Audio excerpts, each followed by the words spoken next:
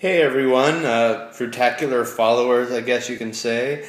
I haven't shot a video for a long time, but I had an idea for one today because I know everyone has their gardens and they're growing eggplants. And in this country, you don't really know what to do with eggplants except for eggplant parmesan, which is a great choice, but I wanted to give you another option, and that's a dish called kashke barumjun. And I have everything except for the kashk, and that's for two reasons. One reason is I don't like kashk, and second, it's a little hard to find and not really necessary. But I'm going to show you how to combine these ingredients. For those of you who are more visual, this might help. And I have a new video system. It might be a little choppy, but please try to follow along. First ingredient, olive oil, black pepper, salt, and ground cinnamon, one onion, one garlic clove, and eggplants. Now I'm going to do this in steps, and I don't have measurements for you. I want you to do it more from feel and what you think it'll taste like. So anyway, that's the stop to this first one, and I'll bring you to the next step in a sec. Okay, now we have to fry up a couple things, and I've prepared them while I was away. First, onion. We put a generous amount of olive oil, and then on the other side we're going to kind of pan fry this eggplant. And I want you to notice the way I cut it. I'm kind of excited about these because I grew them in my garden. It's the first batch, but you need to cut them long ways because that's the way the grain goes. And an onion, the way I like to cut an onion is you cut the heart, or cut through the belly, so you have perfect circles. That just helps to, I think it helps it to cook and stir around without getting all messy with your utensils, so forth. So I'm going to put this in now, and you can hear about how hot I have it.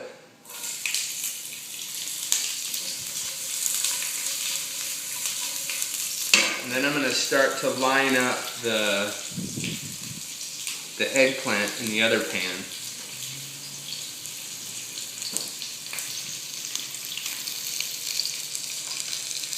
Which is a little tedious, but what we're trying to do is make it soft. Because our end result is we're going to be combining the onion, the soft onion, and the eggplant together. So you can see how it lines up in the pan. You can see how it lines. We might need a bigger pan. So that's good. It's pretty nice crop. So we've got all these little baby pieces. If you buy it in the store, you don't keep it, but if you grow it yourself, you do. So anyway, we're going to cook those down and let it cook for a little while, and then I'll be back for part 3. So here we are, we're kind of sizzling away, but not too much oil for you health nuts. And this is the fun part, it's seasoning the onions. And I use kind of salt sparingly, not a huge salt fan, and you can make a mistake with salt too. So a little bit of salt on that onion. What I do, and most healthy about, is pepper. Really adds a lot of great flavor. I even take it on the big spout here. And add pepper, and it kind of almost blackens the onions. If you can see, kind of covering them that way. A little bit daring, I know. Then cinnamon, which just adds a nice sweet flavor to just a kind of, it's really cool what's going on flavor-wise. And on the other stove, it takes a little bit longer for the eggplants to cook, and you can see how they're browning right now. And what I'm going to go ahead and do is mix up the onions. They're almost done. Set them aside or set them on warm until the eggplants are done cooking, and then I will combine them for our last segment. Okay, both of our vegetables are cooked now. We have the onions blackened by all those lovely spices. And yum, don't want to lose any of them. I'll put this pan away. And then we also now have our eggplant that is, well, lost a couple, that's toasty. And you spread that there. And there's a couple, I'll show you a fancy way and an unfancy way to do this. If you have company and care about appearance and such, you can take two knives and you combine them and you do a cross-cutting action like this. And that's how you combine the two, which is kind of fun.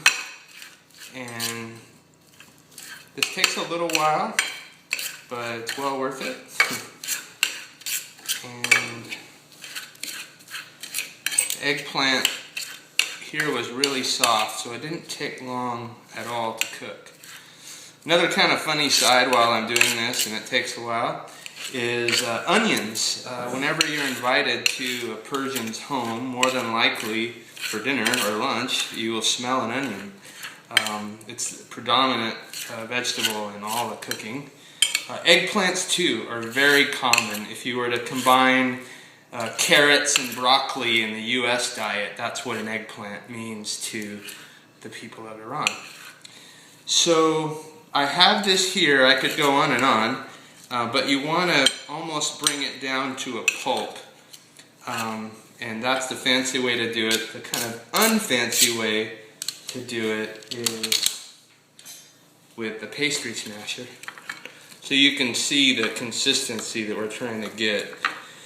Now, how you eat this is up to you, but the best way I've found is on like a naan bread, like a flat bread, or maybe even on rice, and with a yogurt dip, and I have yogurt dip on the site, you can do that. So this doesn't appear very, it's not very pretty here. So what we do before we serve it, just like I guess Julia Childs, if she was Iranian, is put it in a nice bowl. So here, transfer.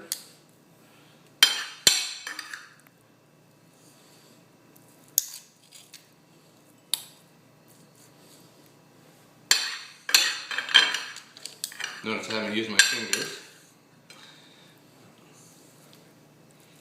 So there's a nice, now I would have had to make it a little bit, cut up a little bit more, mash it if we had more time. But that's the general idea. It has an awesome flavor of onions and pepper and cinnamon and eggplant that you've just cooked. It's wonderful. It's called kash baramjun, and I hope you enjoy it and I hope you try it. Thank you.